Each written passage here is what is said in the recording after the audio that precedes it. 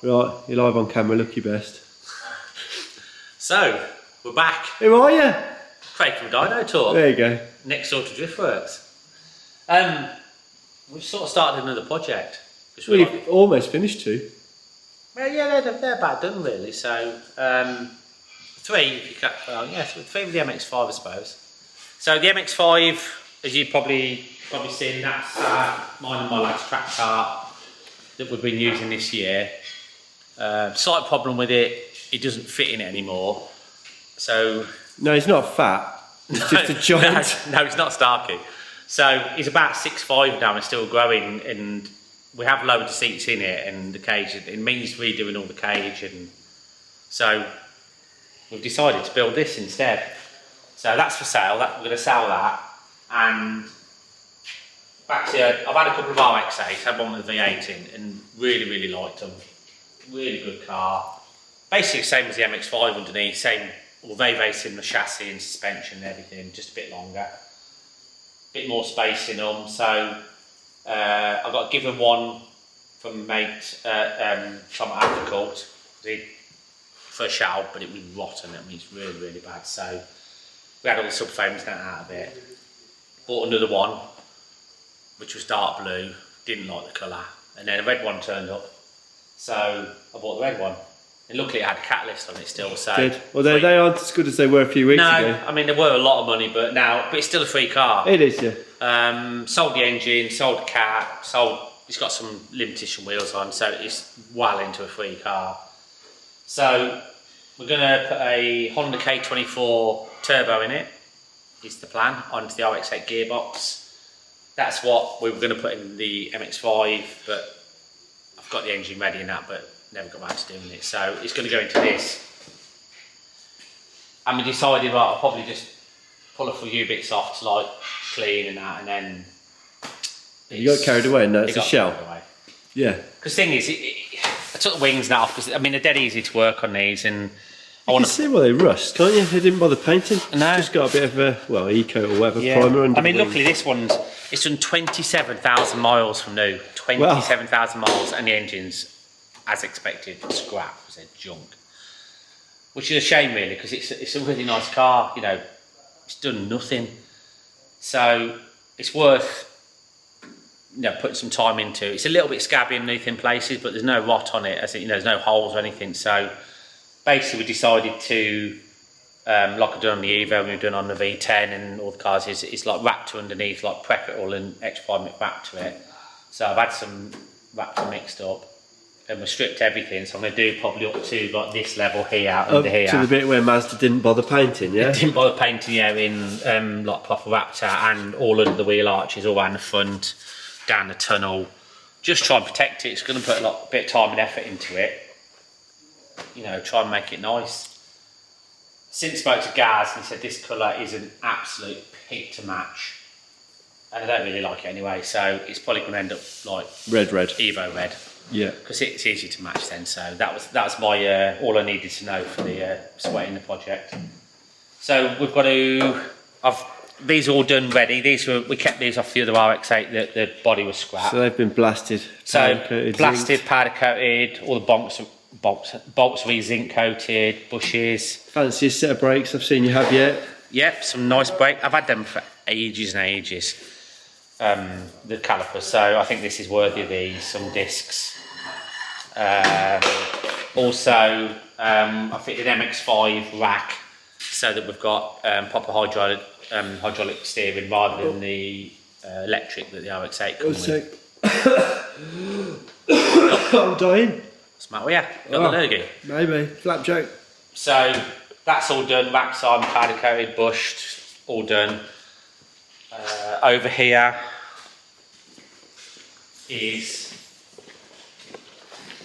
the rear end. So the rear end is basically the same, all powder coated. Didn't bother powder coating the arms, I just prepped and painted them because the joints and everything.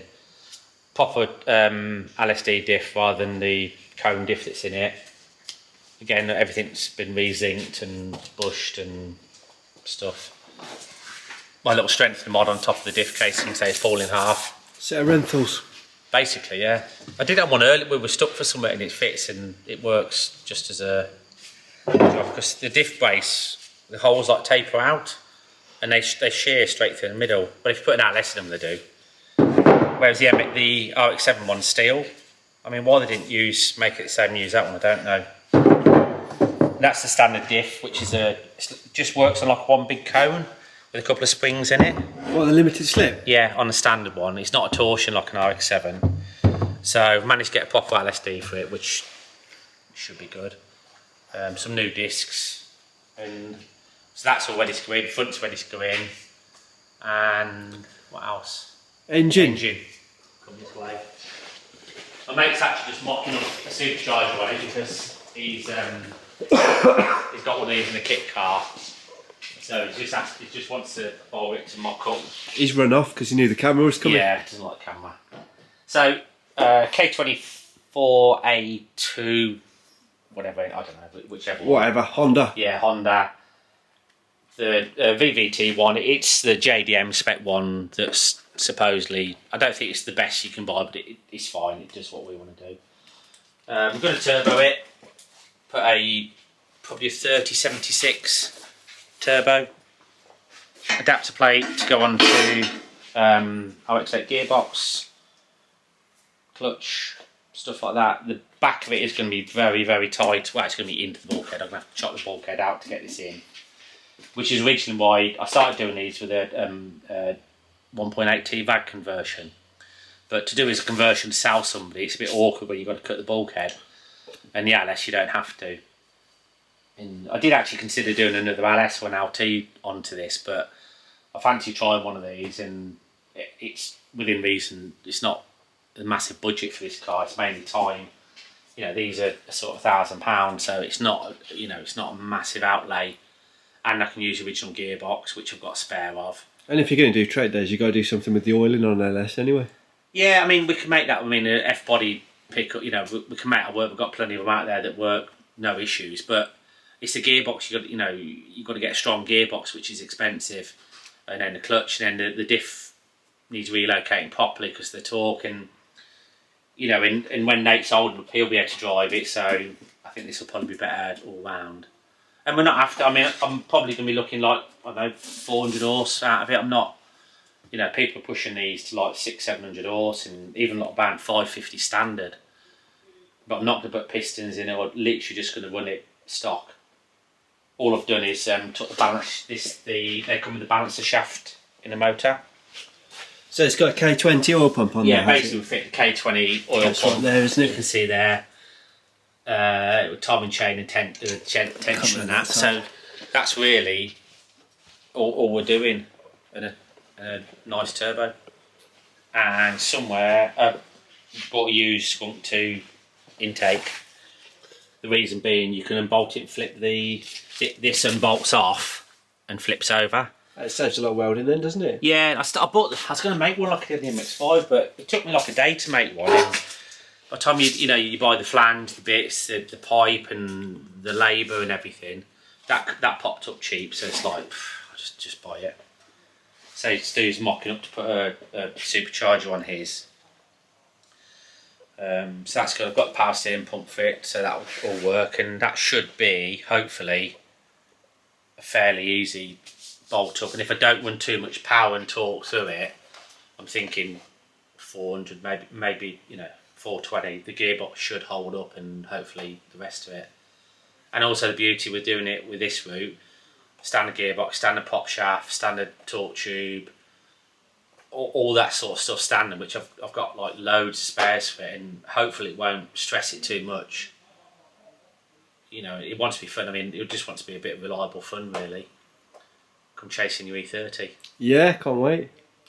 We'll put an MOD ECU on it, obviously, because I do on everything, and that means we can run the RX8 throttle body, RX8 pedal. We've got all the canvas information for the dash, the ABS still works, traction control will work, everything will work, so that's good. We've got to work out what the sump on this is. Just a basic open bucket, so we're going to have to make a sump baffle setup for it. You can buy those, can't you? But I'm not sure for this. I think you can buy them for Civics and front wheel drive stuff. Right. But because this is rear wheel drive, I'm not quite sure what's available. I'm a bit new to the Honda side of it. I mean, there's probably people out there going, "Oh, you want." Well, tell us what we want. You know, I am no Honda expert by any means. Just, you know, lots of people use them. I know a lot of people put breathers in the rockers to let them breathe a little bit more, and a few bits and bobs. That's got to be moved anyway because it's in the bulkhead. And after a lot of people, there's a couple of guys in America done these, and they basically chop the bulkhead to bits. But I'm gonna actually try and section the rock cover back a little bit to try and get a bit more clearance. It's quite a tall engine, isn't it? It is. It is very tall, and the kit I've got sits it upright rather than leant over, which doesn't. I mean, the amount it leans doesn't. It's not like it tucks under if you lean it right over. It doesn't make that much difference. So, I've not actually had it in the engine in the car yet to see what it is. I thought. I bet you'll have a dangle this weekend, won't you? Maybe. I've just got a few little tweaks. I want to get the shell, all the bits off, and then ready. Get a few more bits off the powder coat and that. And have a look at see what's where. I'm hoping the front subframe's okay because I've had that powder coated. But if it has to be modded, it has to be modded. What else can I do? The clutch and everything should all work. Standard Mazda should work. Standard. Basically, use a Honda clutch with the Mazda centred effectively. Could probably use Extreme or whatever. I've used them in the past. They've been good. So starter mode, all that should work. It should be fairly straightforward. What do you have to do about flywheel? I've got a standard Civic Type R flywheel, I think it is. So what we'll do, I'll probably get a Honda cover plate with a Mazda. Right, and the spacing's right on that, is it? I don't know. Right, I've got to work that. You can buy, like PMC do a kit in Collins. There's a few 2 or 3 kits out there. But most of them are really thick. The beauty with the guy that makes this, they're actually much thinner, so it doesn't move the engine too far forward. Right. And I couldn't move the engine, but then it means moving the gearbox, which means the gear lever's in the wrong place, and the prop needs altering. And I'm trying to do this without re-engineering everything and spending a fortune. So I want to try and keep that bit back all standard. In the blue one, I ended up with a blue RX8, which is probably one of the tidiest ones I've ever seen. So I think Nate's going to have that, and then you can have a race. I'll make a few of everything, and then that can be his car. So yeah, that can be his project. That's the plan. What else? I think that's the main. That's about where you are, isn't it? Yeah. Get some HSDs on it, because I've ran them on my RX8, MX5, everything. They're really good. I've just shortened the anti-wire bars a little bit, just for like a bit of cheap, to stiffen up a little bit, a little bit of a cheap mod. But I was going to put some white line bars on, but for now I'm just going to get it up and running. Some slightly stiffer springs, and just order the track pack springs, whatever, and it should be good. The one I had with the V8 in, my mate still got, and it's a great car. It handles really well. Well, we'll see what all the fuss is about with these Hondas. Yeah. I mean, loads of guys around. I mean, there's a couple of guys local running sort of 28, 30 psi through completely stock K20s. I don't know how they do it, but they do hold together. If mine blows up, that's what it's having. That's what it's having, yeah. Yeah, we have spoken about this already. Yeah. Whatever I own, when it blows up, it gets one of those. Yeah. As long as it's as good as people say. I mean, I hope so. I mean, I've been told. I mean, if you change the pump, they suppose they'll rev to 8 stock pump, but it's not ideal. But with that pumping, it should rev to 8.5 on as is. Right. Maybe valve springs and cams if you want to go a bit more, but I don't think I need it with a turbo. I'm not chasing big numbers at all. I don't think I need to go stupid with it. Do they make any torque with the turbo? Yeah, they're all right. Yeah, no, I mean, I've looked at a few graphs now. I mean, obviously a lot of it's American, which I take with a big pinch of salt because their dynos obviously really different to ours. But they make, quite a lot of torque, and it is a 2.4 at the end of the day. So, but with a VVT, in theory, you should be able to get plenty of torque. They do a 50-degree variator for the inlet cam because it's only got 25, and again, I don't know if I need it. some people say yes, and others say don't bother because you won't want it. Well, is that like a cam gear? Is it? Yeah. Basically, gives you more cam swing. More VTEC. But I don't know if I need it, and also bring the VTEC in a lot earlier can help. And with the M1, we can do that. We can play with the VVT and get the best of what's there really. Play with the timing and stuff like that, and get it as good as we can get it. I've got a guy. Hopefully going to make me exhaust manifold. I was going to have a go myself, but he's just done one for an E36 and done a really nice job, and he's got the jig and that, so he said he'll do me one, so we'll have a look at that when it's done, but it should be really nice. Shut up, you nutter. Who's killed your cat? Yeah, so hopefully that's it. Make a loom, put it in. The standard procedure. Yeah, just put it in, warm it up, do a track day. We've done this a lot. Yeah. Put it in, warm it, do a track day. I think we have all come to the reality that we actually like building these as much as driving them. Oh, yeah, we were on about it the other day, weren't we? I was like, well, when you're at home, just think about cars. Yeah. And then you come to work and do cars. But it's quite like the whole sort of like getting the bits and find out what works. It's like it's a bit of a process, but I quite like it. Making stuff fit and getting bargains. So there are some bargains out there. Get on marketplace. That's where you want to be, isn't it? I've just found a set of wheels nice and cheap from up north, and a set of genuine Volks for it, and stuff like that. So get them coated up, ready to go. Nice. Well, we'll see you in a few weeks then, I guess, when it's got an engine in it. Yeah, and hopefully bright red. Well, be red underneath. Gaz I asked him about painting the bumper and that, and he said it is the most horrendous colour to mask. So it's going to be bright red. Bright red. It's going to have to be red. Then it'll match. Yeah. Could have kept the blue one. Could. Well, I still have the blue one. Yeah. We'll have that painted red as well. Yeah, for Nate. Yeah. Well, hopefully he can get a job soon and start paying for his own stuff, eh? Take some job to pay for all this. Yeah, I know. Right, anyway. We'll catch you in a few weeks. Yeah. Cheers, guys. Bye-bye.